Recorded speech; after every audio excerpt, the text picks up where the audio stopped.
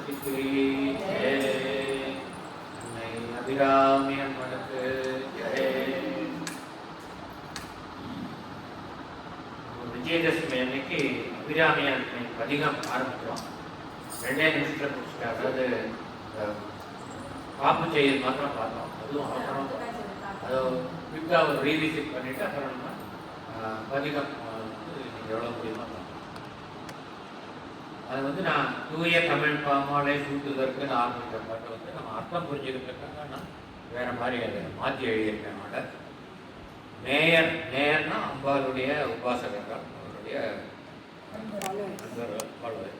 அவ நேயர் இதம் என்னும் தினசரி அவர்கள் உன்னையே எண்ணிக்கொண்டிருக்கிறார்கள், உன்னையே துதித்துக் கொண்டிருக்கிறார்கள், உன்னை தியானம் செய்து கொண்டிருக்கிறார்கள். நேயர் இதம் என்னும் அன்பர்கள், உன்னை தினந்தோறும் உபாசிக்கக்கூடிய அன்பர்கள். அவர்கள் புகழ் கடவுள், புகழ்கிற வாக்கியம் 3 இடத்துல சேர்க்கலாம்னு சொன்னேன் நான். புகழ் கடவுள், புகழ் மிகுந்த திருக்கடையூர் என்னும் காலத்தில் எழுந்தருளிருக்கும் எங்கள் அபிராமி வள்ளியின் பொற்பாதத்தில் பொன் போன்ற திருவடியில் நாம் பார்த்துக்கலாம். இல்லைனாக்கா என்னும் திருக்கடையூரில் உள்ள எங்கள் புகழ் அபிராமவள்ளி, புகழ் மிகுந்த அபிராமி வள்ளியின் பொற்பாதத்தில். இல்லைனாக்கா நேயர் நிதம் என்னும் கடவுர் எங்கள் அபிராமவள்ளி புகழ் பொற்பாதத்தை, அவருடைய புகழ் மிகுந்த பொற்பாதம். ஏன் புகழ் மிகுந்ததுனாக்கா அந்த பொற்பாதத்தில் வழிபணிந்து தியானிப்பவர்களுக்கு அருளை தரக்கூடிய அந்த பாதம், அதனால புகழ் மிகுந்த பொற்பாதம். அப்படிப்பட்ட அம்பிகையின் பொற்பாதத்தை தினந்தோறும் தியானிக்கக்கூடிய அந்த பொற்பாதத்தில் நன்கு நன்னும், நன்குன்னு நல்ல விதமாக, சிறப்பாக, நன்னும்னா சேரும்படியாக, சிறப்பாக சேரும்படியாக. எது சேரணும்னாக்கா பூமாலையே சேர்ப்போம் அம்பாளுடைய திருவடியில். இங்கே பாமாலையே சேர்க்கிறாங்க. பாமாலை பூக்களால் தொடுக்கப்படுற மாலை பூமாலை, பூக்களால் நூல் அல்லது நாரினால் தொடுக்கப்படுறது பூமாலை. பாக்கள், அதாவது சொற்கள், தமிழ் சொற்களால் பக்தி அப்படிங்கிற ஒரு நூல் அல்லது அந்த நார், அதை வச்சுட்டு தொடுக்கிற மாலை பாமாலை. நான் பக்தி என்னும் நூலினால் தொடுத்து உனக்காக சமர்ப்பிக்கக்கூடிய அந்த பாமாலையை சிறப்பாக சூட்டுவதற்கு, அடுத்தது நான் எழுதலையா, டைம் ஆகிட்டு போயிட்டு, சூட்டுவதற்கு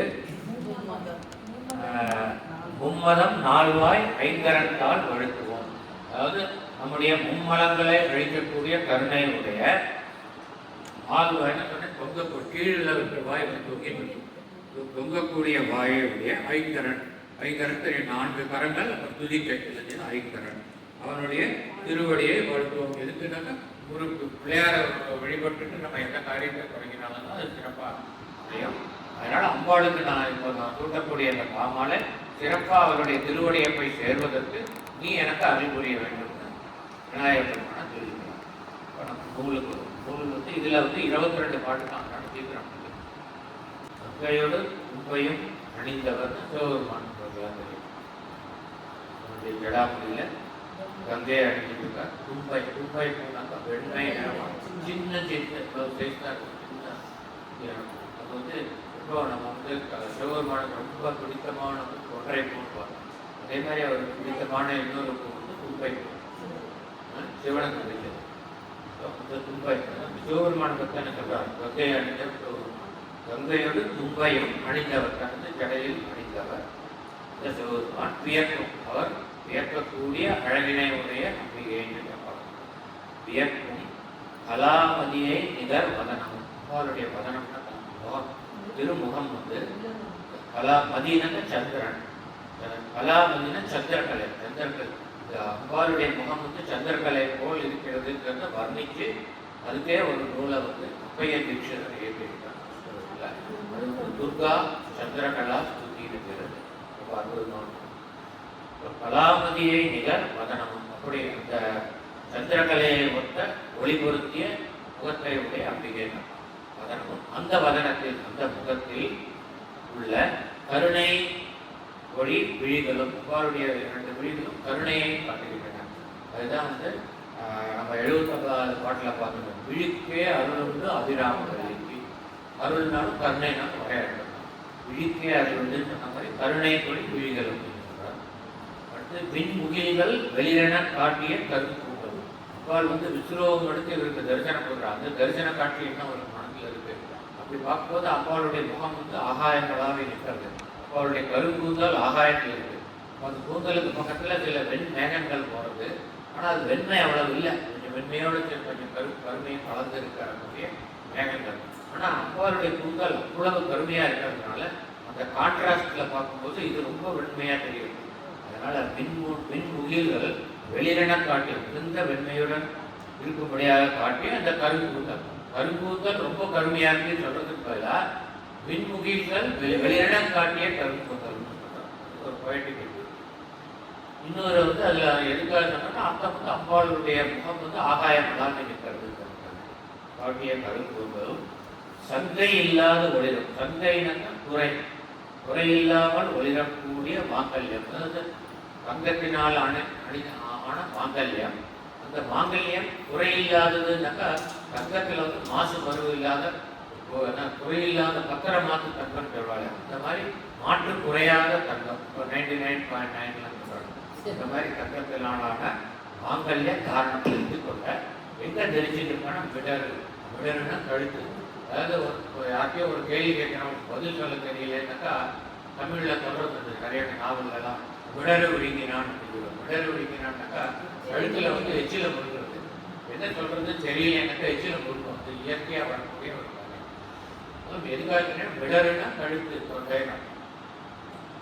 இந்த சங்கை இல்லாத ஒளிர் வீசக்கூடிய குறையில்லாமல் ஒளிர் வீசக்கூடிய திருமாங்கல்யம் அது எங்க தரித்திருக்கானா விடரு தன்னுடைய கழுத்தில் தரித்தல். அந்த கழுத்தில் வேற என்ன தரித்திருக்கானா பங்கு. அந்த கழுத்தில் தங்கக்கூடிய மணி முத்து மாலை. மணினா முத்து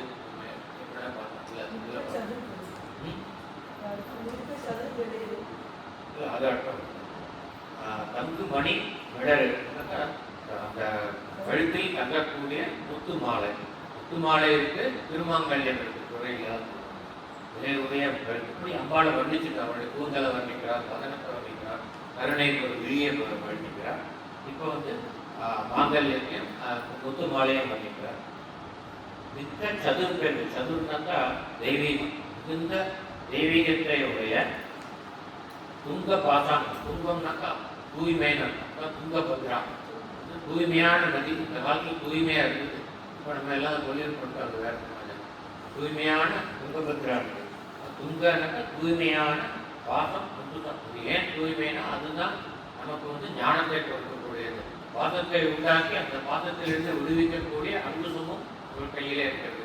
நமக்கு பாசத்தை உண்டாக்க திரோதானத்தை செய்யறோம் அவள், அப்புறம் அனுகிரகம் பண்றவங்க அவள். இந்த கருத்தை நம்ம பல தடவை பார்த்துருக்கோம். பாசாங்களுடைய தத்துவங்கள் தான் பாசத்தை உண்டு பண்ணி அந்த பாசத்தை அறுத்து நமக்கு மோட்சத்தை அளிப்பவர்கள் நம்மளே. அங்குசம் அங்குசத்துக்கு பாசத்தை அடக்கிறது, நம்ம ஐம்புலன்களை அடக்குவதற்கு பாசம் அங்குசம். அது நமக்கு ஞானத்தை தருவதனால் அது தூய்மையானது. துங்க பாசாங்குசம் விலங்கு தங்கியிருக்கக்கூடிய கரகலனம். அம்பாளுடைய திருக்கைகளில் இருக்கு. கைத்தல நிறைக்கணின்னு பாடணும் இல்லையா பிள்ளையார பற்றி. கைத்தலம்னா கை தலம்னா இந்த இடம். அது மாதிரி இது கைத்தலம்னு சொன்னாங்க. இது கரகலம். கரம்னாலும் கை கரகலமும் விரல் அணியும் அரவம். அம்பாளுடைய விரல் மோதிர விரல்ல பார்த்தீங்கன்னாக்கா பாம்பு. பாம்பு தான் மோதிரமா இருக்க. விரல் அணியும் அரவு. அரவுனா பாம்பு, நாகப்பாம்பு. நாகப்பாம்பை நல்ல பாம்பை தன் விரல்களில் மோதிரமாக அணிந்து கொண்ட அம்பிகை. அவருடைய ஆபரணங்கள் எல்லாத்தையும் வர்ணிச்சுட்டு வர்றாரு. விரல் அணியும் அரவும் உங்கவர்க்கு அமுதர்களும் அந்தர குசங்களும். உங்கவர்னாக்கா வானவர்கள், தேவர்கள். தேவர்களுக்கு அமுதத்தை அளிக்க, அந்தரம்னா மறைக்கப்பட்ட, குசங்கள்னா மார்பகங்கள். அதாவது மகாவிஷ்ணு அம்பாளை ஸ்தோத்திரம் பண்ணி அம்பிகையே உன்னுடைய வடிவாக நான் வர வேண்டும்னு ஸ்தோத்திரம் பண்ண அம்பாளுடைய வடிவான மோகினி வடிவத்தில் திருமால் வர. மோகினிக்கு திருமாலோட அவதாரம்னு சொல்லுவாங்க. அது அப்படி இல்லை. அது அம்பாள் திருமாலுடைய டைரக்ட் அவதாரம் ராமர் கிருஷ்ணன். 10 அவதாரங்கள் 10 அவதாரங்கள் தான் அவர்கள். மோகினி வடிவாக அம்பிகையை வேண்டி நீ நானா இந்த காரியத்தை நிறைவேற்றிட்டாங்க அம்பாள்கிட்ட வேண்டுகிறார். அம்பிகை தான் மோகினியா உள்ளது. அதனால தான் சொல்றாரு. ஏன்னா இதுல கேள்வி கேட்கலாம் நீங்க. அமுது தேவர்களுக்கு அமுது விஷ்ணுவாச்சே எப்படி அப்பால் இருக்கான்னு நீ சொல்றேன்னு என்ன கேள்வி கேட்டா, நீங்க கேள்வி கேட்கறதுக்கு முன்னாடி நான் பதில் சொல்லிட்டேன். உங்கவருக்கு அமுதர்களும் அந்த சங்கலம் மாணவர்களுக்கு அமிர்தத்தை வழங்கிய அந்த மறைக்கப்பட்ட திரு மார்க்கங்களை உடையவனும் ஒளியும் நவமணி நூபுரம். ஒளியும்னா அழகிய நவமணிகள், நவரத்னங்கள் சொல்றது அந்த நவமணிகள், அவைகளால் அமையப்பட்ட நூபுரம்னு சிலம்பு. அந்த சிலம்பை பூண்ட அணிந்து கொண்ட சிலம்பை அணிந்து செஞ்சேவடியை, சிலம்பு அணியது திருவடியில் அணியிறது, கணுக்காலில் அணியக்கூடிய சிலம்பு. இந்த சிலம்பை அணிந்த செஞ்சேவடி, செம்மைனாலும் சிவப்புன்னு அர்த்தம் பார்த்தோம், சேவடினாலும் சிவந்த அடின்னு பார்த்தோம். ஆனா இதுக்கு எதுக்காக 2 தடவை போடுறாங்கன்னா, 2வது வர சேவடி சிவந்த திருவடின்னு செம்மைன்னு 2 அர்த்தம் சொல்லியிருக்கேன் முன்னாடியே. ஒன்று சிவந்தான்னு அர்த்தம், இன்னொன்று செம்மையான, செம்மையா இருக்குன்னு நம்ம சொன்னோம். அதான் செம்மையான சிறப்பான அர்த்தம். சிறப்பான சிவந்த திருவடியை நான் புகழ்ந்துவேன். அவ்வளவு திருவடியை வர்ணிச்சிருக்கேன். அங்கெல்லாம் வர்ணிச்சு விட்டுட்டார். இந்த திருவடியை திருவடியை தொடர்றார். இந்த திருவடியை தினந்தோறும் நான் புகழ்ந்து, நான் வாழ்ந்து பணிந்து போற்றி வாழ்த்துவதற்கு, நான் உன்னுடைய திருவடியை வாழ்த்துவதற்கு என்ன சொல்றாங்க, வாழ்த்துவதற்கு எனக்கு பிராணி கிடையாது, நீதான் எனக்கு அந்த அருள் புரியணுங்கிறார். விடைமே மங்களம் மிகுந்த நின் பதியுடன் அருள் செய். நான் உன் திருவடியை வாழ்த்துவதற்கு நீ அருள் செய்ய வேண்டும். அவனரால் அவன்கால் வணங்கின்னு மாணிக்கவாசகர் சொல்றாங்க. அதே என்ன, நான் உன்னை வாழ்த்துவதற்கு நீ விடையினாக காளை மாடு, காளை வாகனம் மேல் மங்களம் மிகுந்த சிவபெருமான். ஏன்னா சங்கரன் அப்படிங்கிற வார்த்தைக்கு மங்களத்தை அருள்பவன் அர்த்தம். சம்னாக்க சிறப்பு, மங்களம், கரன்னா செய்யக்கூடியவன், மங்களத்தை செய்யக்கூடியவன் சங்கரன். அந்த சங்கரனான உன்னுடைய பதியுடன் இந்த இடத்துல என்ன சொல்றாங்கன்னா, நீ தனியா வாழக்கூடாது, நீ எனக்கு ரொம்ப பிடித்தமான அந்த அர்த்த ஈஸ்வர நாடி வடிவத்தில் நீ வரணும்.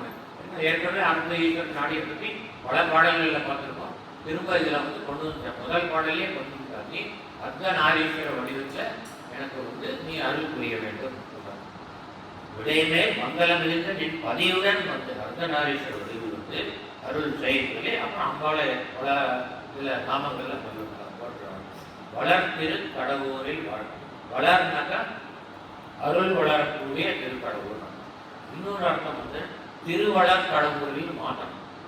திருவளர்னா செல்வம் வளரக்கூடிய, செல்வம் வளர்ந்திருக்கக்கூடிய அந்த கடவுள் வாழக்கூடிய, அந்த ஊரில் வாழக்கூடிய அறியாமல் அர்த்தம். இன்னொரு அர்த்தம் அந்த ஊர் வாழ்வதற்காக அங்கு இருக்கக்கூடிய அறியாமல். வாழ் வாமி, வாமினாக்கா துர்கையோட ஒரு பேர், பார்வதியோட ஒரு பேர் வாமி. சுபநேமிங்கிறார். நேமினாக்கா அக்ஞாசக்கரம். அக்ஞாசக்கரம் பார்த்துருக்கோம். எல்லா 7 சக்கரங்கள் பார்த்துருக்கோம் இல்லையா? அதில் 6வது சக்கரம் ஆக்ஞாசக்கரம். மூலாதாரத்தில் குண்டலினி சக்தி இருக்கு. அந்த குண்டலினி சக்தியை மூலாதாரத்திலேருந்து இருக்கு. மூலாதாரம் சுதிஷ்டானம், மணிப்பூரகம், அனகரம், விசுத்தி, ஆக்ஞா வருவது. ஆக்ஞாவில் வரும்பொழுது நமக்கு ஞானம் பரிபூர்ணமாக சித்திக்கிறது. அப்பொழுது நாம் துரிய நிலையை அடைகிறோம். இந்த துரிய நிலை, அதுக்கு மேலே துரியாதீத நிலை இருக்கு. அதை பற்றி நம்ம 79வது பாட்டில் பார்க்க போறோம். இன்னைக்கு 79வது பாட்டில் நம்ம பார்க்க போகிறோம். அதை பற்றி விரிவாக பார்க்கலாம். அதனால இப்போ அதை பற்றி பார்க்க வேண்டாம்.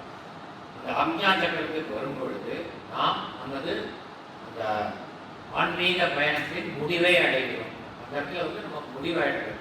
ஆனால் நம்ம அதோட நிற்கிறது இல்லை. திரும்ப நம்ம தியானத்தில் ஈடுபட்டு அவ்வாறே நினைக்கும் பொழுது அந்த குண்டலினி சக்தி அங்கிருந்து மேலே சென்று துரியாதீத, அந்த துரியாதீத நிலையை நமக்கு தருகிறது. சகஸ்ரார கவனத்துக்கு போகிறது. அதுதான் கடைசி நிலை குண்டலினி சக்தி சகஸ்ரார. ஆனால் இங்கே வரும்போதே அது முடிவுக்கு வந்துடுது. நம்ம ஆன்மீக அதுக்கப்புறம் கீழே இறங்க மாட்டோம். சப்போஸ் நம்ம அனகாத்தில் இல்லை பிரதிஷ்டானத்தில் இருக்கும்போது நம்ம உலக ஆசையில் ஈடுபட்டோம். நமக்கு அப்போவே நமக்கு அஷ்ட சித்திகள் வந்துடும். வந்தோடனே சித்திகளை உபயோகிக்கணுங்கிற ஆசை அந்த சித்தி மேலே ஆசையை வச்சுட்டோம்னா அம்பாளை மறந்துட்டோம்னாக்கா இறங்கிடும். திரும்ப இதுக்கு போகலாம், மூலாதாரத்துக்கு போயிடும். திரும்ப அடிய புரியா பாகவட்டன்னு ஆரம்பிக்கணும், முதல்லேருந்து ஆரம்பிக்கணும். ஆனால் ஆக்ஞா சக்கரத்துக்கு வந்தாச்சுன்னா நான் இருக்கேன், திரும்ப போகவே போகாது, அங்கேயே இருக்கும். அதனால அது முடிவான நிலைன்னு சொல்லணும். அதுக்கப்புறமும் சகஸ்ரார கமலம் இருக்கு. ஆனால் அதுக்கு இல்லைன்னா இங்கே வரும்போது நமக்கு ஆன்மீக பயணம் முடிவு கிடையாது. அதனால சுபநேமிங்கிற எதுக்காக சொல்றேன்னா சுபம் அப்படின்னா முடிவுன்னு அர்த்தம். ஏன்னா இப்போ எல்லாமே முடிவு சுபமாக முடியணும். அந்த காலத்தில் சினிமா பார்த்தவங்களுக்குலாம் தெரியும், சினிமா தமிழ் சினிமா முடிஞ்சோன்னா கடைசியில் சுபம்னு போடலாம். இப்போ அந்த கல்ச்சரே அழிச்சிட்டாங்க. இந்த சனாதன கல்ச்சர் ஒவ்வொன்றா அழிச்சிட்டா, இதுவும் ஒரு சினிமாலேயும் அழிச்சிட்டா. சுபம்ங்கிற நல்ல வார்த்தைகளை பிடிக்காம ஏதோ போடுவோம்னா எண்ணிட்டு போடுவாங்க, இல்லைன்னா டைட்டில் வருவாங்க தான் பிரச்சனை எல்லாம் எடுத்து போயிருப்பாங்க. அதனால் சுபம்ங்கிறது கோயில் இருக்கும். ஆனால் சுபம்னா முடிவுன்னு அர்த்தம். சினிமாவில் முடிஞ்சு போச்சு எல்லாம் எழுதி போடுறதுக்கு சுபம்னு சொல்லுவாங்க. சுபநேமின்னாக்கா உன்னுடைய ஆன்மீக பயணம் முடிவு பெறும் அந்த ஆக்ஞா சக்கரம். என்னுடைய ஆன்மீக பயணம் முடிவுடைய ஆக்ஞா சக்கரமாக இருப்பவளே அப்படின்னு அங்கே அம்பாளை சொல்லுவோம். சுபநேமி புகழ் புகழ் நாமி, புகழ் மிகுந்த நாமம். நாமம்னாக்க பெயர். புகழ் புகழ் மிகுந்த பெயரை உடையது. இப்படிப்பட்ட புகழ் பல நாமங்கள் சொல்லி இப்படிப்பட்ட புகழை உடைய நாமத்தை உடையவளே. அந்த அபிராமி என்றதில் நம்ம பார்த்தோம். அவருடைய நாயகி நான்முகி நாராயணின்னு 11 நாமங்களை பார்த்தோம். திரும்ப இன்னொரு பாட்டிலையும் 11 நாமங்கள் பார்த்தோம். இப்படிப்பட்ட புகழ் மிகுந்த நாமங்களை உடையவளே. சிவசுவாமி மகிழ்வாமி, சிவபெருமான் மகிழக்கூடிய. ஏன்னா இங்கேயே பார்த்தோம்னா அணிந்தவர் வியக்கும் கலாமுடி. முதல் வரையிலேயே பார்த்தாங்க சிவபெருமான் உன்னுடைய அழகை பார்த்து வியக்கிறார். அதனால் சிவபெருமான் உன்னை புகழ்கிறார், உன்னுடைய கருணையை புகழ்கிறார், உன்னுடைய அழகை புகழ்கிறார், உன்னுடைய ஆற்றலை புகழ்கிறார். எப்படி சிவசுவாமி மகிழ்வாமி, அவர் மனத்தை மகிழ்விக்கக்கூடிய வாமி. வாமின்னு நம்ம ஏற்கனவே பார்த்தோம், துர்கை பார்வதி படிக்கும். அவருக்கு இன்னொரு பெயர் வாமிங்கிறது. வாமி அபிராமி. இந்த திருக்கடையூரில் இருக்கக்கூடிய அந்த அபிகையின் பெயர் அபிராமி. உமையே, உமைங்கிறது அற்புதமான பெயர், அதனால உமையே இருக்கிறார். உமைக்கு ஏன் அற்புதம்னாக்கா சொல்லியிருக்கேன் நான், உமைங்கிற பேருடைய பிறப்பு. உமை உமா, உமாங்கிறது வந்து சக்தி பிரணவம்னு பேர். அதாவது பிரணவம்னா தெரியும் நமக்கு. ஓம், ஓம்ங்கிறது ஆ பிளஸ் ஊ பிளஸ்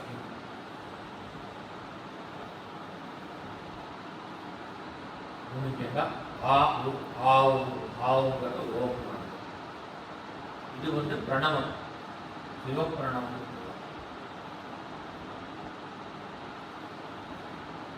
அதே வந்து உமா, ஊ பிளஸ் உம் பிளஸ் உமா. இது வந்து உமான் ஆகுது. உமாங்கிறது சக்தி.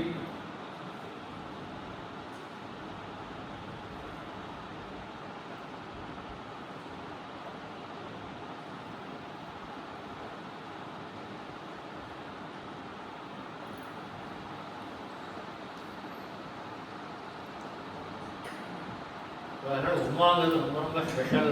லலிதா சாஸ்திரம் ஒரே ஒரு தான் உமாங்கிறது.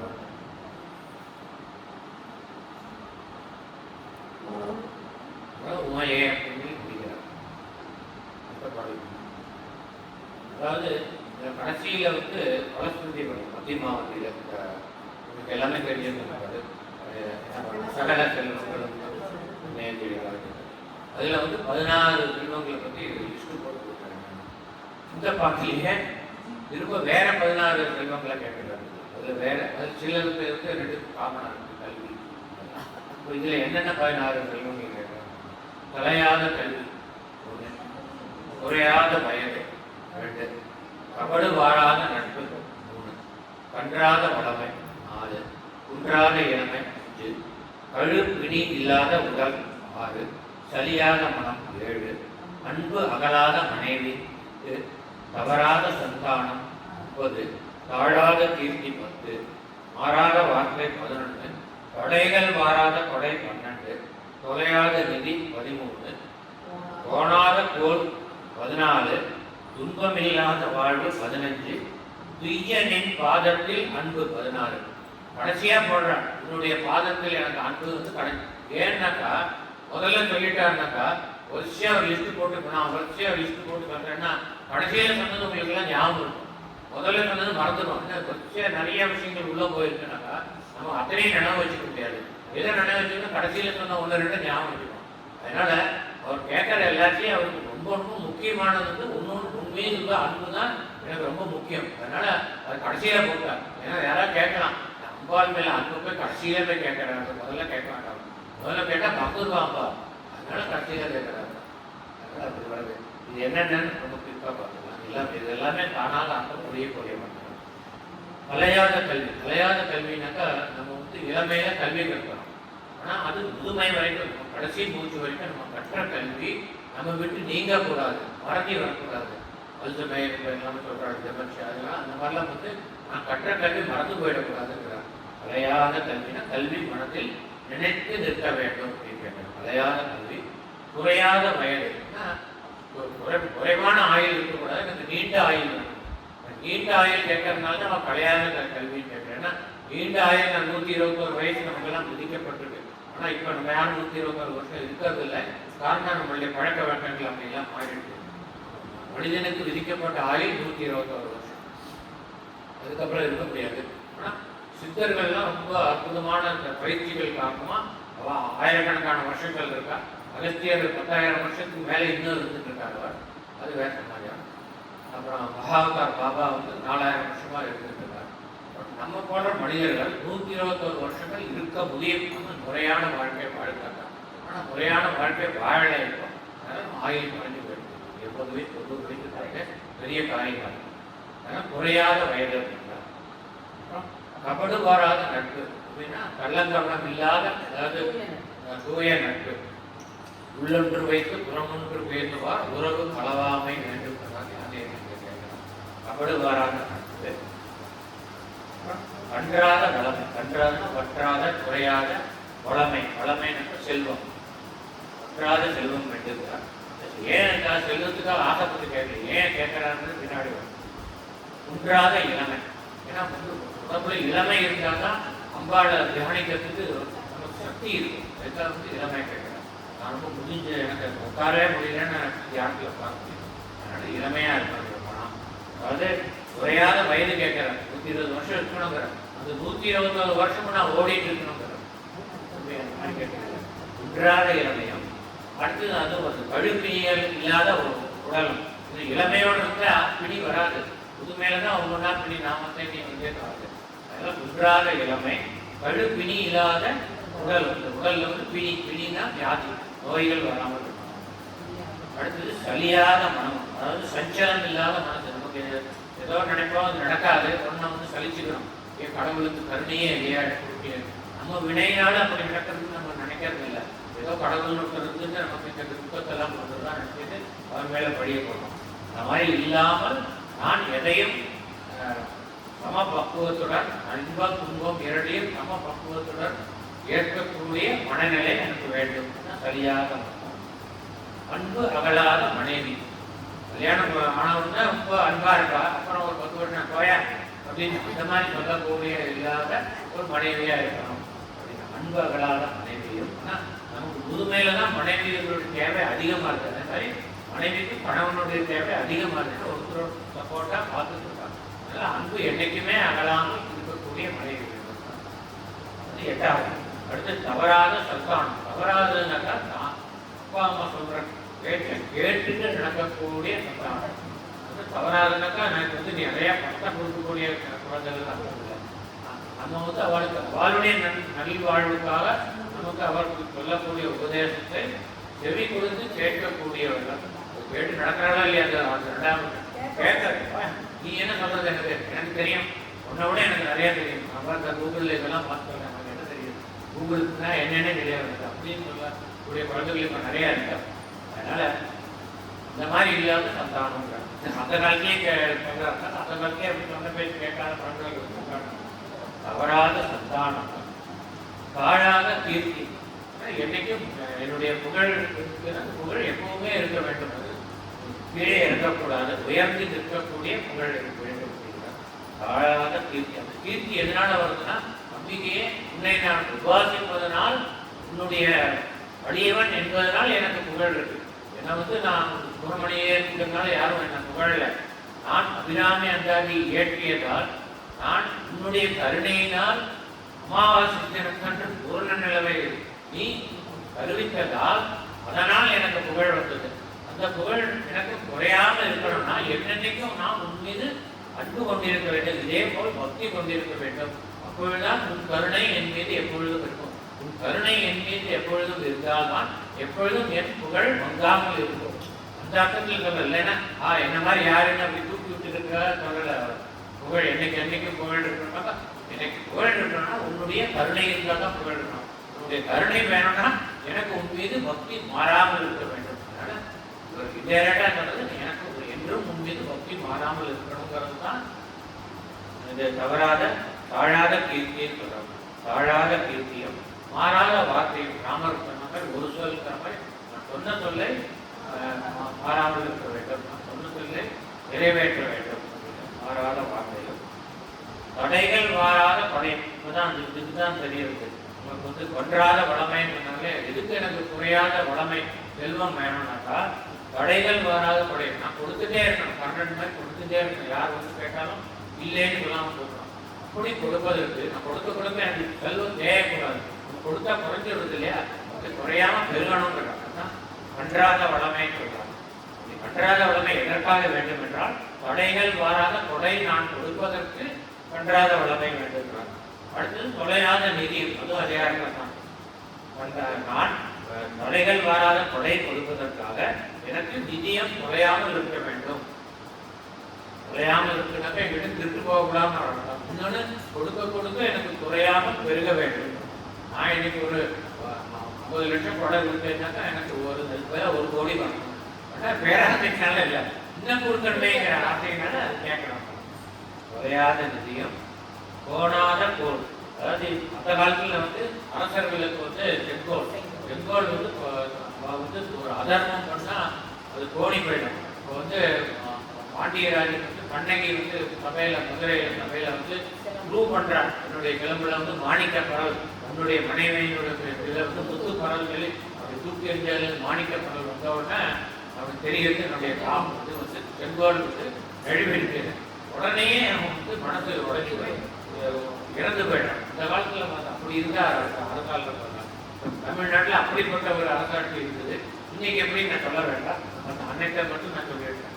அப்படி இருந்த அற்புதமான அரசாட்சி அதுதான் வந்து செங்கோல் கோணாத கோல். ஆனால் இப்போ நம்ம பொறுத்த வரைக்கும் இந்த காலத்தில் எப்படி எடுத்துக்கணும், நான் என்றும் நேர்மையில் இருந்து தவறாமல் இருக்க வேண்டும். நேர்மையில் தவறாமல் இருந்தால் நம்ம கையில் செங்கோல் இருந்தால் அது கோணாமல் இருக்கும். அந்த நேர்மை என்ற கோட்டில் இருந்து தவறாமல் இருக்க வேண்டும். துன்பமில்லாத வாழ்வு, எல்லாமே துன்பமில்லாத வாழ்வுக்கு தான் அடிபோடுகிறது.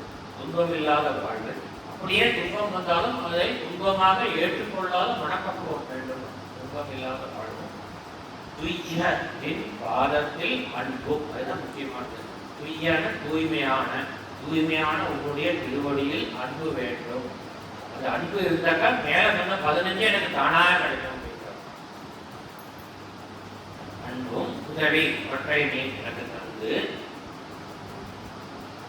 பெரிய தொண்டர்னா பக்தியில் பிறந்த உன்னுடைய அடியவர்கள், அந்த அடியவர்களுடன் கூட்டு வேண்டும். சத்சங்கம், என்னை என்றும் நீ சத்சங்கத்தில் ஆழ்த்தி இருக்க வேண்டும் அப்படிங்கிறார். கூட்டு கண்டாய் அலை ஆழி அரி துயிலும் மாயனுக்கு தங்கையே. அலைனக்கா அலைகளுடைய, ஆழினக்கா சமுத்திரம், பார்க்கடல். இந்த பார்க்கடலில் துயிலக்கூடிய மாயனுக்கு மகாவிஷ்ணு, அவருடைய தங்கையே பார்வதியே. ஆதி கடவுரின் வாழ்வே, ஆதி கடவுர் என்னும் இந்த திருக்கடையூரின் ஆதார சக்தியாக இருப்பவளே, வாழ்வுன்னு அவர்களுக்கு வாழ்வு கொடுப்பவளே. அமுதீசர், திருக்கடையூரில் வந்து அம்பாரோட கூட இருக்கிறவர் அமிர்த கடையேஸ்வரர் பேர் அவருக்கு. அமிர்த கடம் வந்து இறுகி, அமிர்தம் இறுகி அது லிங்கமாய் சுயம்பு லிங்கம்னா அந்த அமிர்த கடையேஸ்வரர். அதாவது தேவர்கள் வந்து குடித்தது போக மீதி இருக்கிற அந்த அமிர்தத்தை அசுரர்களை கைக்கு போகாமல் இருக்கிறது மகாவிஷ்ணு வந்து இந்த திருக்கடையூர்னு இன்னைக்கு பேர் இருக்கிற இந்த கேத்திரத்துல வந்து அந்த கடத்தை வந்து அமிர்த கடத்தை வந்து ஒழிச்சு வைக்கிறவங்க. அது அங்கேயே இருந்து அந்த அமிர்தம் வந்து லிக்விடா இருக்கக்கூடியது. அது வந்து 4ஆம் இடத்துல இது உறைஞ்சி போய் அது பாறை மாதிரி ஆகும். அது அதுதான் வந்து லிங்க ஷேப் வருது. ஸோ அந்த வந்து பாறையானது அந்த உடம்பு வந்து வெடிச்சு எதறது. அப்போ அங்கே லிங்கம் இருக்கிறது தெரியாது. அங்கே அதை பார்த்து அதை வந்து கோவிலை கட்டி அப்புறம் வந்து அது வந்து திருக்கடையோங்கிற பேரில் இருக்குது. அதனால் இந்த அமிர்த கடைங்கிறது வந்து அமிர்தம் தான், மீதி இருக்கு அமிர்தம் தான் சிவபெருமானம் அங்கே இருக்கு. அதனால அமுதீசர்னாக்கா அமிர்தமே ஈசனாக இருக்கக்கூடிய அந்த திருக்கடையூரில் அமிர்த கடையேஸ்வரர். அமுதீசர் ஒரு பாகம் அகலாக, அவருடைய இடது பாகத்தில் என்றும் அகலாமல் இருக்கக்கூடிய அர்த்த ஈஸ்வரன் ஆரியே. அவருக்கு பிடிச்ச அர்த்த ஈஸ்வரன் ஆரியே. சுகபாணின்னு சுகர்னாக்கா சுகர்கர் கிளி பெரிய சுகபிரம்ம ரிஷி அவர் தானே பரீட்சைக்கு வந்து இது பாகவதம் பரீட்சைக்கு பாகவதம். அந்த வந்து சுகர்ங்கிற அவர் வந்து சுகர் வந்து கிளி. அந்த கிளி வந்து இன்னைக்கும் மதுரையில் வந்து மீனாட்சி அம்மனுடைய கையில வந்து அந்த கிளி வந்து இருக்கு. அதனால சுகபாணி, பாணினாக்கா கைகள். சுகபாணினா உன்னுடைய திருக்கரங்களில் அந்த சுகர் என்னும் கிளியை எழுதியவரே சுகபாணி. அருள்வாமி, அனைவருக்கும் அருள் செய்யக்கூடிய பார்வதியே அபிராமியே. ஒரு பாட்டு பிடிக்கலாம். 88 வரைக்கும் சாப்பிடணும் இல்லையா? 89.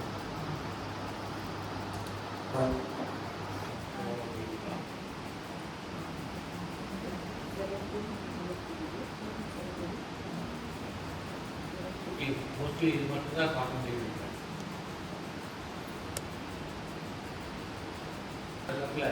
எல்லாம் அஞ்சஞ்சா இருக்கு. நிறைய விஷயங்கள் பார்த்தீங்கன்னா பஞ்சபூதங்கள் அந்த கலவையினாலானது இந்த பிரபஞ்சம். அப்புறம் இந்த பஞ்சபூதத்தை படைத்தல், காத்தல், அழித்தல், மறைத்தல், அருளல் அப்படிங்கிற 5 தொழில்கள் பஞ்சகிருத்தியம் பண்ணுற அம்பிகை. அது 5. அதாவது சிருஷ்டி, ஸ்திதி, காத்தல், லயம், அழித்தல். அழித்தல் வந்து லயம் பண்ணுறது. அது அழித்தல்னு சொல்லக்கூடாது. எதையுமே அழியாது உலகத்தில். வந்து ஒரு உருவம் வந்து இன்னொரு உருவமாக மாறுறது. இப்போ மாடர்ன் சயின்டிஸ்ட் அதான் சொல்கிறாங்க, matter and energy are neither make them or destroy them. Neither be made or destroyed அப்படின்னு. இப்போ வந்து திருவாதாரம்னா மறைத்தல், வந்து அனுகிரகம் வந்து அருளல். அதாவது மறைக்கிறதுன்னா திரை போடுறது. நமக்கு வந்து ஞானத்தை தெரியாமல் அஞ்ஞானங்கிற திரையை போடுறது. எது உண்மை அப்படிங்கிறத மறைக்கிறது. மறைச்சிட்டு திரும்ப நம்ம முயற்சி பண்ணும்போது அனுகிரகம் பண்ணி நமக்கு அந்த ஞானத்தை கொடுக்குறது. இதுதான் பஞ்சகிருத்தியங்கள். பஞ்சகிருத்திய பராயணம் லலிதாசாசனம் சொல்லுவாங்க. 5 தொழில்கள். ஓகே, அதுக்கு முன்னாடி பஞ்சபூதம் பற்றி நம்ம ஏற்கனவே தெரியும். அது வந்து இப்போ வந்து எதுக்காக என்னன்னா அடுத்த 5 என்னன்னாக்கா நம்ம வந்து இருக்கக்கூடிய நிலைகள் 5. அதே மாதிரி நம்ம வந்து நம்ம யாரா உணர்றோம், என்னவா உணர்றோம், அது 5. இப்போ நம்ம என்னவா நம்மளை உணர்றோம்னாக்கா உடல், புத்தி, மனம், அகங்காரம்,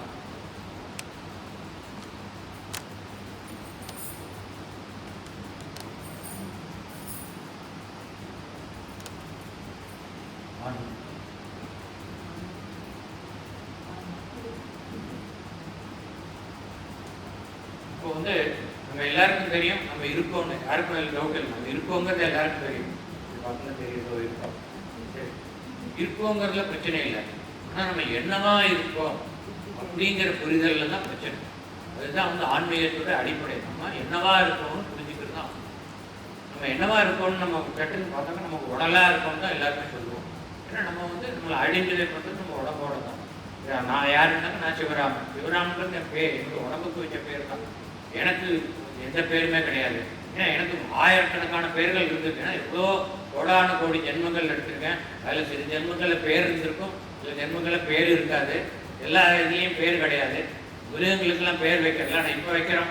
நாய்க்கு பேர் வைக்கிறோம், யானைக்கு பேர் வைக்கிறோம். யானை கோவிலில் இருந்தாக்கா கேசவன், ராமச்சந்திரன்லாம் பேர் வைக்கிறோம். மனிதர்களுக்கு பேர் இருக்குது. அதனால் நம்ம எவ்வளோ கோடான கோடி ஜென்மங்களில் எவ்வளோ பேர் நமக்கு இருந்திருக்கு. மனித ஜென்மம் எவ்வளோ எடுத்திருக்கோம். ஆனால் அந்த பேருங்கிறது உடலுக்கு தான். இப்போ நான் வந்து இந்த உடம்புலேருந்து போயிட்டேன்னா இந்த உடம்பு வந்து கூடு, நான் வந்து டெம்பரரியாக இருக்கிற ஒரு குடி இருக்கிற ஒரு வாடகை வீடு, அவ்வளோதான். சொந்த வீடு கிடையாது, எனக்கு சொந்தம் கிடையாது. சொந்தம்னா எனக்கு கொண்டு போக முடியும். அதனால் இந்த வாடகை வீட்டு நான் விட்டுட்டு நான் போயிட்டேன்னாக்கா இந்த உடம்புலேருந்து நான் போனாக்கா ஆன்மான்னு சொல்கிறேன். நான்னா ஆன்மா தான், அது வேற புரிஞ்சுக்கணும். நான் போயிட்டேன்னா இந்த உடம்புக்கு எந்த மரியாதையும் கிடையாது. அடுத்த செகண்ட் காரியம் அது ஆதிசங்கரா ரொம்ப அழகாக சொல்கிறார்.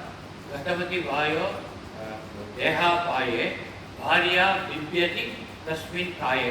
ரொம்ப அழகாக கதபதி வாயோ தேகா பாயே, தேகத்திலிருந்து வாயு மூச்சுக்காற்று கடைசி மூச்சுக்காற்று போயிடுதுனாக்கா பாரியா விப்யதி தஸ்மின் காயே. அது வரைக்கும் வந்து ரொம்ப ஹஸ்பண்ட் அவ்வளோ பிரியமாக இருக்கிறா, போயிடுச்சுன்னா அது பணம் ஆயிடுச்சுனாக்கா பயந்துப்பா அப்படிங்கிறாங்க. ஒய்ஃப் வந்து இந்த ஹஸ்பண்டோட உடம்பை பார்த்து ஐயோ பிரேதம் போதும் அப்படின்னு சொல்லி பயந்துப்பாங்க. இதுக்குன்னா அவர் ஆதிசங்கரர் வந்து பஜகோவிந்தத்தில் சொல்றது எல்லாமே இப்படிதான், ஒரு வித் சென்ஸ் ஆஃப் அர்ஜென்சி சொல்றார். உடனே அதான் ஒவ்வொரு இதுலையும் பேர்த்தாலையும் மூட மதே மூடர்களே நேரத்தை மீன் பண்றீங்களே, நீங்க வந்து பஜ கோவிந்தன் பஜ உன்னுடைய ஆன்மாவை தெரிஞ்சுக்கோ, நீ யாருன்னு தெரிஞ்சுக்கோ, உன்னுடைய உண்மை நிலையை புரிந்து கொள் அப்படின்னு அவர் சொல்றாரு. ஆனால் அது வந்து அந்த விஷயத்தை நல்லா இது பண்ணுறதுக்காக டிரைவ் பண்ணுறதுக்காக வேண்டிதான் ரொம்ப ஹார்ஷான வேர்ட்ஸ் யூஸ் பண்ணுவார்.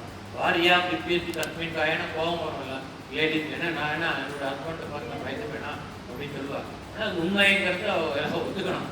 அது மாதிரி இதுக்காக ஏன்னா இந்த உடம்புலேருந்து இந்த ஆன்மா போயிடுத்து, உயிர் போயிடுச்சுனாக்கா இந்த ஆன்மா வந்து பல பேர்கள் இருக்கு. ஆன்மான்னு சொல்கிறோம், நம்ம வழக்கத்தில் உபயோகிக்கிற வார்த்தை வந்து உயிர். அப்புறம் வந்து இதனுடைய அற்புதமான இன்னொரு வார்த்தை வந்து சுத்த சைத்தன்யம். நம்ம சைத்தன்யமா இருக்கோம்.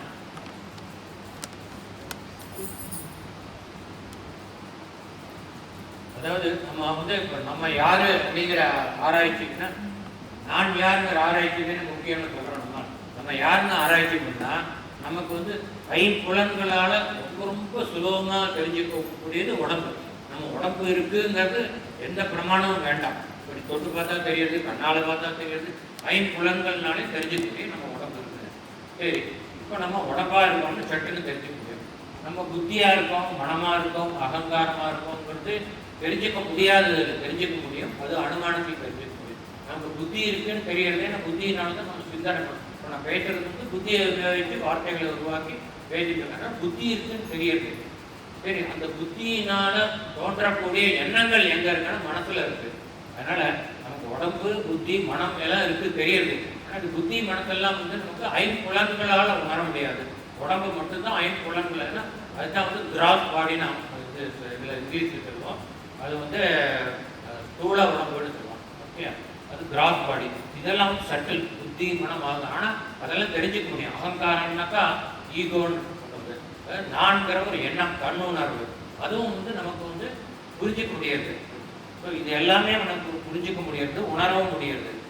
ஆனால் ஆன்மா சுத்த சைத்தன்யமாக நம்ம இருக்கோம்னாக்கா அது நமக்கு ஐம்புலன்களாலும் புரியாது, யோசித்து பார்த்தாலும் தெரியாது. இப்போ நான் சொல்கிறேன்னாக்கா, நான் சொல்லி நீங்கள் கேட்குறதுனாக்கா சொல்கிறேன், எனக்கு வந்து நான் ஏதோ ஒரு புத்தகத்தையே எதையோ படிச்சுட்டு நான் சொல்கிறேன் நம்ம ஆன்மாவாக இருக்கோம். உங்களுக்கும் நான் சொல்கிறது போது உங்களுக்கு மனத்தில் அது கதி இருக்கும், ஆன்மாவாக இருக்கோமா அப்படின்னு சொல்லிட்டு. இது வந்து ஒரு நம்பிக்கை. ஆன்மாவாக இருக்கோன்னு யாராவது பெரியவர்கள் சொன்னால் அது உண்மையாக இருக்கு ஒரு நம்பிக்கை மூலமாக நம்ம நினைக்கிறோம் நம்ம ஆன்மான்ட்டு. ஆனால் அது சரியான புரிதல் கிடையாது. அது வந்து அது அறிதல், நம்பிக்கை, உணர்தல், இந்த மூன்றுக்கும் வித்தியாசம் இருக்கு. அறிதல்னாக்கா நாலேஜ், இது உணர்தல்ங்கிறது realization. Knowledge is different from realization. அதனால நம்ம வந்து சுத்த சைத்தன்யமா இருக்கோங்கிற ரியலைசேஷன் வரணும்னாக்கா, அந்த உணர்வு நமக்கு வரணும்னா அது வந்து இந்த மாதிரி சத்சங்கத்தில் கேட்டோ அது மாதிரிலாம் வராது. 1000 சத்சங்கம் கேட்டாலும் வராது. அவாவா அனுபவத்தில் தான் வரணும். அதுக்கு பேர் தான் அனுபூதின்னு சொல்லுவோம். சந்தர் அனுபூதின்னு வர்ணகிரிநாதர் எழுதினார்னாக்கா அது வந்து முருகப்பெருமானுடைய சாட்சாத்கார தரிசனத்தை பார்த்து அந்த முருகன் தனக்குள்ள இருக்கிறத உணர்ந்து நான் முருகனாவே இருக்கிறேன்ற உணர்வோடு அவர் வாழ்ந்திருக்கார். அந்த உணர்வுக்கு தான் சுத்த சைத்தன்யத்தை உணர்தல்ங்கிற பேர். ஸோ அதுதான் வந்து ஆன்மீக அனுபவம். அந்த அனுபவத்துக்கு தான் அனுபூதின்னு பேர். அனுபூதி பார்த்தீங்கன்னா ஆன்மீக அனுபவம். இந்த கந்தர் நம்பூதிரி முழுக்க முழுக்க அந்த அவருடைய ஆன்மீக அனுபவத்தை சொல்கிறார் அருணகிரிநாதர். அது மாதிரி நம்ம சுத்த சைத்தன்யமாக இருக்கோம்னு தெரிஞ்சுக்கணும்னாக்கா அதுக்கு நமக்கு ஒரே வழி சரணாகதி. நம்ம இஷ்ட தெய்வத்தை சரணாகதி அடைஞ்சி எனக்கு ஞானத்தை கொடுன்னு பிரார்த்திக்கணும். இந்த ஞானம் மூலமாக தான் தெரியுமே ஒழிய நம்மளோட ஐம்புலன்கள் மூலமாகவோ புத்தி மூலமாக தெரிஞ்சுக்க முடியும். ஆனால் உணர முடியாது.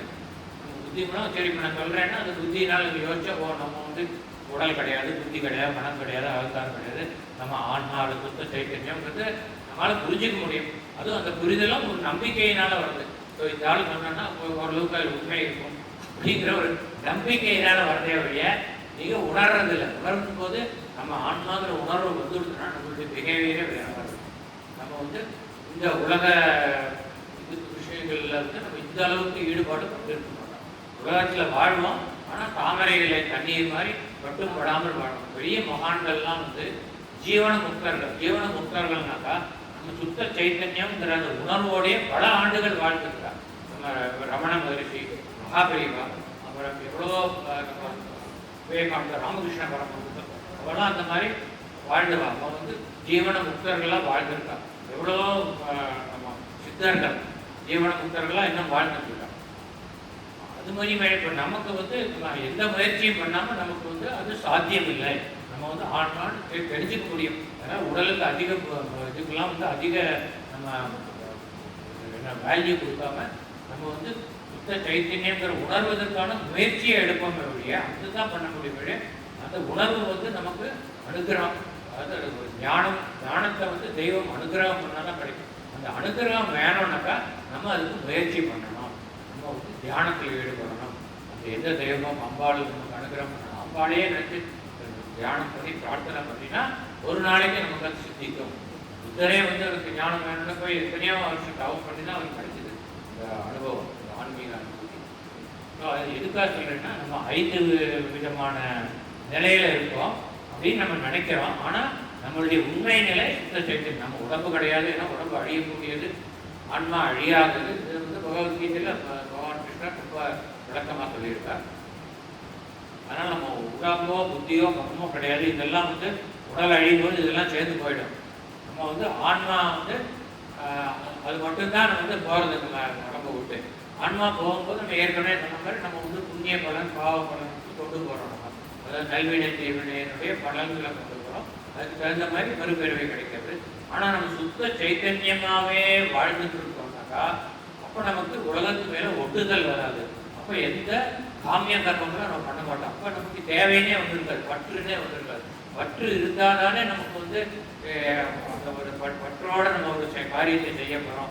அப்படி இல்லாமல் அம்பிகையினுடைய திருவடியை பற்றி கொண்டால் இந்த பற்று போய்விடும். உலக இன்பங்கள் உள்ள பற்று போய்விட்டால் நாம் சுத்த சைத்தன்யம் என்ற உணர்வோடு நாம் வாழ்ந்தால் பிறகு நமக்கு இந்த பூமியில் திரும்ப பிறக்க வேண்டிய அவசியம் இல்லை.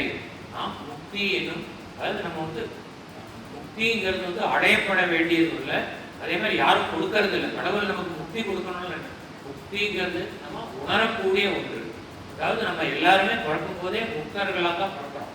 நம்ம பிறக்கும் போது நம்ம எல்லாருமே முக்தர்கள் தான். நம்ம அது உணர்றது இல்லை. ஏன்னா நமக்கு அந்த திரோதானங்கிற அந்த இது அஞ்ஞானங்கிற திரை போட்டிருக்கனால நம்ம முக்தர்கள் நம்ம சுத்த சைத்தன்யங்கிற உணர்வு அப்படிங்கிற உணர்வு நமக்கு தெரியாமல் இருக்கு. அந்த திரையை நம்ம ஞானத்தினால எடுத்துட்டோம்னாக்கா அப்போ அந்த உணர்வு நமக்கு வரும். அப்போ நம்ம ஜீவன முக்தர்களாக வாழ முடியும். மகான்கள் மாதிரி எல்லாரும் மகான்கள் தனி ஆள்கள் கிடையாது. நம்ம எல்லாருமே மகான்கள் ஆக முடியும். ஆனால் அதற்கான முயற்சி நமக்கு வேண்டும். இதைத்தான் நம்ம தினசரி பிரேயரில் கண்டிப்பாக பிரேயர் எந்த தெய்வத்தை பிரார்த்தனை பண்ணாலும் நம்ம ஆன்மாவுக்காக நான் சுத்த சைத்தன்யம் என்ற உணர்வு எனக்கு வர வேண்டும்ங்கிறதுக்காக வேண்டி ஒரு பிரேயரை கண்டிப்பாக பண்ண வேணும். அதை ஏற்கனவே கிளாஸில் சொல்லியிருக்கேன். அசத்தோமா சத்கமய, அமசோமா ஜோதிர்கமய, மிருத்யோர்மா அமிர்தங்கமய. இதுதான் அற்புதமான ஒரு பிரேயர். நமக்கு ஆன்மீக ஞானத்தை தரக்கூடிய ஒரு வழிபாடு, ஒரு மந்திரம். என்னன்னாக்கா அசத்தோமா சத்கமய, அதாவது நான் அசத்தில் இருக்கேன். அசத்துனாக்கா பொய்மையை உண்மையாக நினைச்சிட்டு நான் வாழ்ந்துட்டு இருக்கேன். அது வேண்டாம், எனக்கு ஆனா வேண்டாம், அசத்து வேண்டாம். எனக்கு சத்கமய, எனக்கு உண்மை வேண்டும், உண்மை நிலையை பற்றி தெளிவு வேண்டும். அதாவது என்ன அசத்துனாக்கா நம்ம உடல் புத்தி மனம் ஆகாரம் நினைச்சிட்டு இருக்கிறது பொய்மை. அந்த பொய்மையில தான் நம்ம இருக்கோம். நமக்கு ஒரு நாள் கூட நம்ம சுத்த சைத்தன்யங்கிற அந்த உணர்வுல நம்ம வாழறதில்லை. அதனால எனக்கு இது வேண்டாம், இந்த பொய்மை வேண்டாம், எனக்கு வந்து உண்மையான நிலைப்பாடு எனக்கு தெரிய வேண்டும் கேட்கறாங்க. முதலாவது. ரெண்டாவது வந்து அதனுடைய கண்டினியூஷன். தமசோமா ஜோதிகமை. என்னத்தினால நான் பொய்மையை வாழ்ந்துட்டு இருக்கேன்னா அஜ்ஞானங்கிற இருட்டு. தமஸ்னா இருட்டு, அஜ்ஞானங்கிற இருட்டு. ஜோதினாக்கா ஞானம்ங்கிற வெளிச்சம். தமசோமா எனக்கு வந்து இந்த அஜ்ஞானங்கிற இருட்டு வேண்டாம், மான இருட்டு வேண்டாம் வேண்டாம். ஜோதிர்கமை எனக்கு ஞானம் என்கிற ஜோதி வேண்டும். அந்த ஞானங்கிற ஜோதி வந்து கொடுத்தனா இந்த சுத்த சைத்தன்யம்ங்கிற உணர்வு வந்து என்னுடைய அசத்துங்கிற நிலை போய் சத்துங்கிற நிலைக்கு நான் வந்து விடுவேன். அப்படி வந்து விட்டால் எனக்கு மிருத்யு கிடையாது. மிருத்யோர்மா எனக்கு இறப்பு வேண்டாம், இறவாத நிலை வேண்டும். அமிர்தம் கமைய நான் இறப்பு இல்லாதவனாக இருக்க வேண்டியது தப்பா புரிஞ்சு கொடுக்குறா. லாஸ்ட் லைன் எல்லாருமே தப்பா என்னன்னாக்கா நான் இந்த உடம்புல என்னன்னைக்கும் இருக்கணும். அசுரர்கள்லாம் வர கேட்பாடு எனக்கு வந்து அழிவேற்படாது இருந்தாக்கா அப்போ கடவுள்கள் அப்படிலாம் கேட்காத உனக்கு ஏதோ இருக்கு. இந்த காலத்தில் தான் நான் இரண்டிய கருத்துக்கு சொல்லுவாங்க இரவுலையும் வேண்டாம் பகல்லையும் வேண்டாம். ஆனால் கடைசியில் அழிவு வருது. மிருத்யோர்மா அமிர்தம் கமையானாக்கா எனக்கு இறப்பு வேண்டாம், இரவா நிலை வேண்டும்னா என்ன அர்த்தம்னாக்கா நான் உடல் என்னும் உணர்வு வேண்டாம்னு அர்த்தம். ஏன்னா உடல் தான் இறப்புங்கிற நிலைக்கு ஆளாகக்கூடியது. ஆன்மா சுத்த சைத்தன்யம் இறப்பே இல்லாதது, பிறப்பு இறப்பு இல்லாதது. அதாவது நான் உடல் என்ற நிலை அற்றுப்போனால், அந்த நிலைமை அற்றுப்போனால் எனக்கு இறப்பு இல்லை என்னும் உண்மை எனக்கு புரிய வரும். அதுதான் மிருத்யோர்மா. எனக்கு இறப்பு வேண்டாம்னு அர்த்தம். நான் இறக்கக்கூடிய உடலா இருக்க வேண்டாம். அமிர்தம் கமைய நான் இரவாத நான் சுத்த சைத்தன்யமாக இருக்க வேண்டும். எல்லாமே இதை பேஸ் பண்ணி தான் அந்த மூணு ஸ்லோகங்கள் சத்தோமா சத்துவமே தமசோமா ஜோதிர்கமே மிருத்யோர்மா அமிர்தம் கமையங்கிறது மூணுமே இதை பொறுத்து தான் இருக்கு. சரி, இப்போ இதுலேருந்து இதுக்கு வரலாம். இதுதான் இதுக்கு வரக்கூடியது. திருஷ்டி கதி தய விரோதான அனுகிரகம். இது மட்டும் இல்லை, நமக்கு வந்து சொல்லணும். அதாவது நம்ம வந்து இப்போ நம்ம இருக்கோம்னாக்கா எப்போவுமே நம்ம வாழ்நாள் வர பிறக்கிறதுலேருந்து கடைசி வரைக்கும் நம்ம வந்து மூணு நிலையில தான் இருக்கும். நம்ம போன்ற சாதாரண மனிதர்கள் மூன்று நிலையில இருக்கும். அந்த மூன்று நிலையை என்னன்னு தெரியும். நான் முழிச்சுட்டு இருப்போம், இல்லை தூங்கிட்டு இருப்போம், தூக்கத்தில் கடவு வரும். இந்த மூணு நிலையில தான் இருக்கும் இல்லையா? அது என்ன மூணு என்னன்னாக்கா விழிப்பு. நமக்கு தெரிஞ்ச இந்த மூணு நிலை தான். ஏன்னா நம்ம வந்து உலக இதில் விஷயங்கள்ல நம்ம வந்து என்னன்னைக்கு ஈடுபட்டு இருக்கோம். அதுக்கு மேலே நம்மளால் போக முடியல, ஆன்மீகத்தில் வளர முடியல. அப்படின்னு நம்ம வளர்ந்தோம்னாக்கா அந்த யோக மார்க்கம் மூலமாக வளரலாம், இல்லை ஞான மார்க்கம் ஒட்டி மார்க்கம் வேணால் போகலாம். இப்போ யோக மார்க்கத்தில் போனாக்கா நம்ம சொன்னேன் இந்த ஆக்ஞா சக்கரத்தில் வந்து குண்டல் நிச்சயம் பொழுது துரியம்ங்கிற நிலை வருது. துரியம்னாக்கா என்ன அர்த்தம்னு சொன்னேன். சஸ்திரார் நம்பத்துக்கு நம்ம குண்டல் நிச்சயம் போது துரிய அதீதம், துரியத்துக்கு மேற்பட்ட நிலை, அதுக்கு துரியாதீதம்னு சொல்றோம். துரியம் ஸ்பிரிச்சுவல் எக்ஸ்டசி. ரொம்ப அது விட இன்பம் வேற எதுவுமே இல்லை. அந்த நிலையில எக்ஸ்டசி, அது ஸ்பிரிச்சுவல் எக்ஸ்டசி.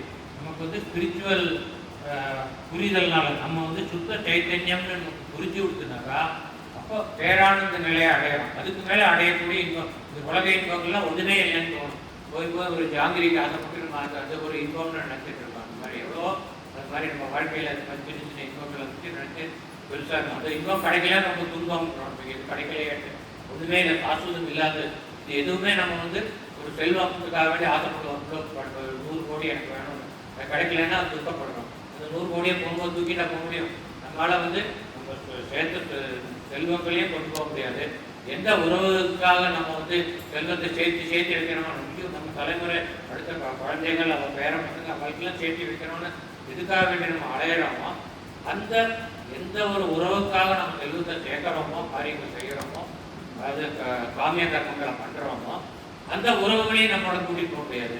சரி, இதெல்லாம் போட்டோம், அட்லீஸ்ட் ஒன்றையாவது 100 உடம்பையாவது கூட்டிகிட்டு முடியாது. இல்லை, அதுவும் கிடையாது. எல்லாம் 5 பூதங்களுக்கு இடையாக்கிறோம். நம்ம தனியாக தான் போகிறோம். அதாவது நம்மளுடைய வினைகளை மட்டும்தான் போட்டு போகிறோம். அந்த வினைகளை வந்து நம்ம பார்த்து பண்ணணும். அதனால தான் நம்மளோட கூட வர்றது அதுதான். ஆனால் அதுக்கு நம்ம முக்கியத்துவம் கொடுக்கறதே இல்லை. இதுக்கெல்லாம் தான் முக்கியத்துவம் கொடுக்குறோம். நமக்கு எப்போ சுத்த சைத்தன்யம்ங்கிற உணர்வு வருதோ அப்போ நம்ம துரியம்ங்கிற நிலையை அடைஞ்சிடறோம்.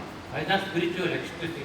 அந்த நிலையில இருக்கும்போது என்னாலும் அந்த அந்த நிலையிலேயே இருந்துகிட்டே இருந்தோம்னாக்கா அதுக்கு மேலே துரியாதீனங்கிற நிலையை அடையும். அதில் வந்து பர்மனண்டாக ஸ்பிரிச்சுவல் எக்ஸ்பிரசி என்னன்னைக்கும் நிலையாக இருக்கக்கூடிய நிலை துரியாதீனம். அதாவது இதில் எப்படின்னாக்கா இதில் எக்ஸ்பிரசிங்கிற ஒன்று வருது, அந்த பேரானத்தை உணர முடியாது. ஆனால் துரியாதீனம் வந்து அதுக்கும் மேற்பட்ட நிலை. இல்லை எதுவுமே வராது. அதில் வந்து எக்ஸ்பிரசி இன்பம் துன்பம் பேரானந்தம்னு என்னன்னே தெரியாது.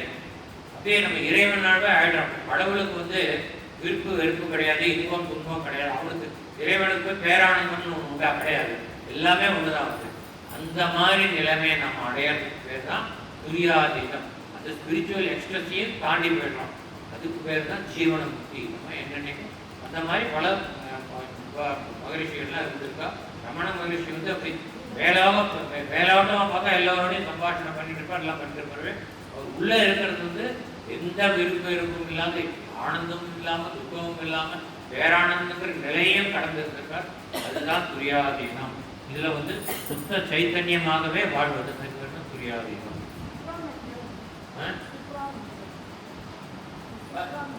இல்லை, அதாவது சுப்ரீம் கான்சியஸ்னஸ் சொல்லலாம் இங்கிலீஷ். அது நமக்கு வந்து இந்த சுத்த சைத்தன்யமாக இருக்கும்போது அன்கான்சியஸ்னஸ் சில பேர் சொல்லுவாங்க. அன்கான்சியஸ் சுப்ரீம் கான்சியஸ்னஸ், சுப்ரமண்டல்ங்கிறது தான் சுப்ரீம் கான்சியஸ்னஸ். இப்போ வந்து நம்ம இதுக்கு வருவோம், துரியமற்ற உறக்கம். அதாவது உறக்கம்னு சொல்றாருனாக்கா இப்போ இங்கே இதுக்கு வந்துட்டு உறக்கம்ங்கிறதுக்கு வந்துட்டு. ஆனால் துரியம்ங்கிறது வேற. துரியமற்ற உறக்கம்னா துரியாதீனத்துக்கு தான் சொல்றாரு. துரியம்ங்கிற நிலையம் கடந்தது அப்படி இருக்கும். ஆனால் எதுக்காக உறக்கம் சொல்றாருன்னா, இப்போ நம்ம வந்து 3 நிலையில் இருக்கோம் இல்லையா, விழிப்பு, உறக்கம், கனவு. உறக்கத்தை கொஞ்சம் யோசிச்சு பாருங்க. ராத்திரி நல்லா சவுண்ட் ஸ்லீப் பண்ணுறேன்னா அடுத்த நாள் காத்தால உங்களை கேட்டாக்கா ஆனந்தமாக தூங்கினேன், எல்லாம் தூங்கி. ஏன் அந்த ஆனந்தம்னாக்கா நம்ம தூங்கும்போது நம்மளுடைய உடல், புத்தி, மனம், அகங்காரம் இதெல்லாம் ஒதுக்கி போய்டுறது. நம்ம உடலுக்கு வரணை இருக்கும்போது தூங்கும்போது கிடையாது, மனசு வேலை பண்ணுறது இல்லை, புத்தியினால் எதோ யோசிக்கிறப்போ இல்லை, நான்கிற எண்ணம் இருக்கோ அதுவும் இல்லை. அந்த நிலை தூங்கும்போது இருக்கிற நம்ம நிலை இருக்கு, அதுதான் நம்மளுடைய ஆன்மா நிலை. நம்ம வந்து ஆன்மாவா இருக்கோம் தூங்கும்போது. ஆனால் நம்மளை அறியாமல் இருக்கோம். அது இறைவனா அந்த மாதிரி கொடுக்குறோம். அப்போ தான் அதனால தான் நமக்கு வந்து ரெஜுமினேட் ஆகும் பாடி, பேட்டரி ரீசார்ஜ் ஆகிறதுக்கு காரணம் நம்ம வந்து ஆன்மாங்கிற நிலையில சுத்த சைத்தன்யமாக இருக்கும் பொழுது நம்ம வந்து விழிப்பு நிலையில் இருக்கும்போது செஞ்ச காரியங்கள் எல்லாத்திலேருந்து உண்டான ஒரு அழுப்பு அதுக்குள்ளே தீர்ந்து போயிட்டு. அதனால தான் நம்ம வந்து காத்தால் எழுந்திருக்கும்போது ஃப்ரெஷ்ஷாக எடுத்துக்கிறோம். ஏன்னா ராத்திரி வந்து சில நேரம் நம்ம 7 மணி நேரம் தூங்கிட்டு 7 மணி நேரமும் நம்ம வந்து ஆழ்நிலை உறக்கத்தில் இல்லை. ஆழ்நிலை உறக்கத்தில் இருக்கும்போது தான் நம்ம சுத்த சைத்தன்யமாக இருக்கும். கனவுல இருக்கும்போது சுத்த சைத்தன்யம் கிடையாது. ஏன்னா கனவுல வந்து புத்தி, மனம் ஒர்க் பண்ணுறது, உடல் ஒர்க் பண்ணலையே வழியே மனசு ஒர்க் பண்ணுறது. அதனால நம்ம ஆழ்நிலை உறக்கம் இருக்கும்பொழுது தான் நம்ம வந்து சுத்த சைத்தன்யமாக இருக்கும். அப்போ வந்து நம்ம துரியாதீன நிலையில நம்மளை அறியாமலே இருக்கும். ஆனால் அது உண்மையான துரியாதீனம் கிடையாது. இப்போ நான் முடிச்சுட்டு இருக்கேன், உங்களோட பேசிட்டு இருக்கேன். ஆனால் இந்த மாதிரி இருக்கும் பொழுதே என் மனசு எதுலேயுமே ஈடுபடாம அந்த அற்புதமான துரியாதீன அந்த பேரானந்தத்தை அனுபவிச்சுட்டு இருக்கணும் உள்ளுக்குள்ள. நான் தான் இந்த எக்ஸாம்பிள் சொன்னேன். ரமணன் பேசிட்டு இருப்பான் நம்மளோட பக்தர்கள் கூட. அவளுக்கு பேசிட்டு அவளுக்கு அனுகிரகம் பண்ணிட்டு அவளுக்கு அறிவுரை சொல்லிட்டு எல்லாம் இருப்பான். ஆனால் அவன் மனசுக்குள்ள எதுலேயுமே ஈடுபடாமல் இருந்துட்டு இருப்பாங்க. அது மாதிரி இருக்கிறதுக்கு தான் துரியாதான். அது வந்து உறக்கம் அல்லது அது நீங்கள் சொன்ன அந்த சுப்ரீம் கான்சியஸ் நிலைமை. உறக்கம்ங்கிறது அன்கான்சியஸ் நிலைமை மாதிரி. அன்கான்சியஸ் நிலைமையும் சுப்ரீம் கான்சியஸ் நிலைமையும் கொஞ்சம் சட்டில் டிஃபரன்ஸ் தான். ஆனால் சுப்ரீம் கான்சியஸ் நிலையில் எப்பவுமே இருக்கணும், 24 hours இருக்கணும். தூங்கும்போது மாத்திரம் இந்த சுத்த சைத்தன்யமாக இருந்தால் பிரயோஜனம் இல்லை. அது நம்மெல்லாம் அது மாதிரி தான் இருக்கும், சுத்த சைத்தன்யமாக இருக்கும். ஆனால் தூங்கும்போது மட்டும் இருக்கும். அதனால் துரியமற்ற உறக்கம்னாக்கா உறக்கம் போல் தோற்றம் அளிக்கக்கூடிய துரியாதீன நிலை.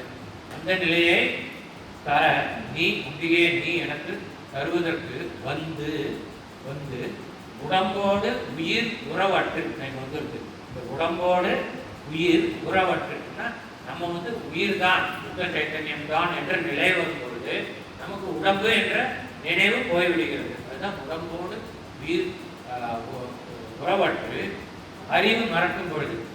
அறிவு மறக்கும் பொழுதுனா இந்த புத்திங்கிறது போயிடுறது, உடல்ங்கிறது போயிடுறது, புத்திங்கிறது பொழுது மனசு எல்லாம் போயிடுது. அப்போ போனாக்கா எல்லாமே நம்ம சுத்த சைத்தன்யமாக இருக்கும். உயிர் மட்டும்தான் இருக்க வழிய இந்த உடம்பு போயிடுறது, அறிவு போயிடுறது, மறந்து போயிடுறது எல்லாமே. அப்படி இருக்கக்கூடிய இந்த துரியமற்ற உறக்கம் நீ எனக்கு தர வேண்டும். அப்படி இருப்பதற்கு சிறக்கும் கமல திருவே, சிறப்பான தாமரை போன்ற திருவே நின் சேவடி சிந்தி வைக்க, உன்னுடைய சிவந்த திருவடியை, செம்மையான திருவடியை எனது சிரத்தின் மீது வைப்பதற்கு துறக்கம்னாக்க மோட்ச முக்தி. இவ்வாறு நீ எனக்கு நான் சுத்த சைத்தன்யம் என்னும் ஞானத்தை தந்து அதன் மூலமாக எனக்கு துறக்கம் மோட்சத்தை தருவதற்கு நின் துணைவரும் நீயும் திரும்ப அர்த்த நாரீஸ்வரர் வடிவில் என் முன்னே வர வேண்டும். நீ என் முன்பு வர வேண்டும். அப்படி அப்பால் வரணும்னாக்கா கால் கடுக்க நடந்து வரணும் இல்லையா, அதனால வருந்தியுமே. உனக்கு வருத்தம் இருக்கு, அவன் கால் நோகலாம், அதை பற்றி எனக்கு கவலை இல்லை. நீ வந்தாகணும், என்ன நீ காப்பாற்றுறதுக்கு வந்தே ஆகணும். 2 காரணத்துக்கு அம்மாவுடைய கால் வருந்தும். ஒன்று என் முன்னே வர வேண்டும், நடந்து வரணும், கால் வருகிறது. அப்புறம் என்ன சொல்லலாம், என் சேவடி சென்னி வைக்க, உன்னுடைய திருவடியை என்னுடைய சிரசு மேலே வைக்கணும். என்னுடைய சிரசு மேலே வச்சாக்கா நான் செஞ்ச பாவங்கள்லாம் உன்னோட திருவடிக்கு வந்து சேர்றது. அதனால உன்னோட திருவடி வருந்தும். அதனால அப்படி நீ உனக்கு இந்த திருவடி வருந்தினாலும் அந்த வருத்தத்தை பொருட்படுத்தாது உன்னுடைய அற்புதமான கருணை காரணமாக என் திருவடி வருந்துகிறதே என்பதையும் மறந்து நீ எனக்கு அனுகிரகம் செய்ய வர வேண்டும்.